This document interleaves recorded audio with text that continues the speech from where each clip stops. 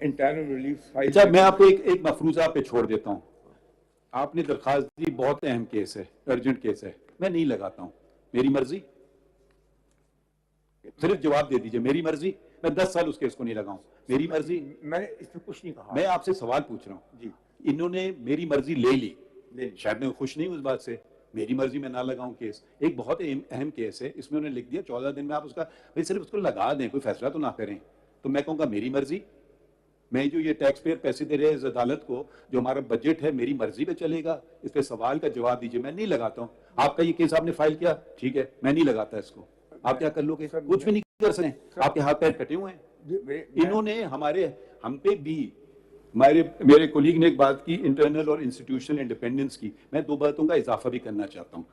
और वो है, और वो आइन से पहले भी हमारे पास था, वो हमें ऊपर वाले को हिसाब देना है, ठीक है। Accountability and transparency. आप हमें टोटली अनअकाउंटेबल बनाना चाहते हैं चीफ जस्टिस को, मैं तो बहुत खुश हूँगा, क्योंकि ये कानून अगर सस्टेन हो जाता है तो मेरे पार तो कम हो गए बाकी चीज़ों को छोड़ करके, ठीक है। इस कानून को उड़ा दें, मैं ताकतवर बन जाता हूँ, ये भी है। मैं अकाउंटेबल हूँ, ये भी एक सवाल है। आपका आइन जो शुरू होता है वो सुप्रीम कोर्ट की इंडिपेंडेंस से नहीं शुरू होता है, वो अल्लाह ताला के बाबरकत नाम से शुरू होता है, ठीक है। और हम सब, everyone to exercise powers as a sacred trust। आइन में आर्टिकल 227 भी दी गई है कि शरई असूलों पे अगर आपके कोई भी कानून तसादुम करे तो वो प्रिवेल करेंगे।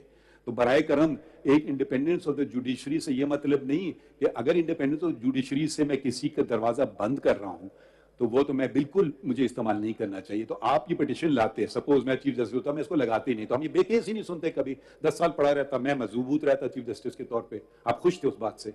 तो बराए करम आप ये जो बार बार बात कहते हैं ना, मेरी जाय, मेरी मर्जी, मेरी नहीं है जब मैं चीफ जस्टिस हूं।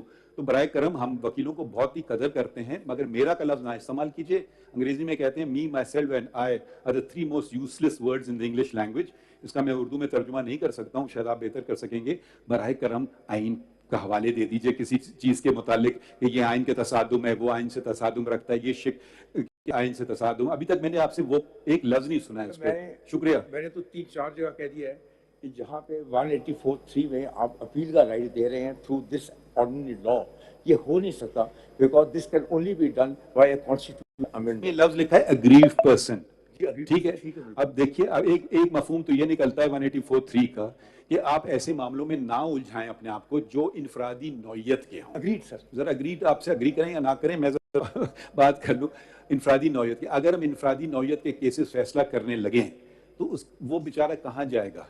मैं आपको मिसाल दे देता हूं, रेकोटिक का केस चला, दोनों केस फैसला हो गए तो मैं इस पर बात कर सकता हूं। रेकोटिक का केस आ गया, ठीक है, सुप्रीम कोर्ट ने 184(3) में एग्रीमेंट उड़ा दिया। मुल्क को, सुप्रीम कोर्ट को नहीं, मुल्क को $6.5 बिलियन की डज लगी। हमने कौन सा जुरिस्डिक्शन इस्तेमाल किया? हमने एडवाइजरी जुरिस्डिक्शन इस्तेमाल किया। अगर हमारे पास ये जुरिस्डिक्शन होता, मैं नहीं कह रहा हूं फैसले अच्छे थे बुरे थे, मैं सिर्फ उस पर तबसरा कर रहा हूं, ठीक है।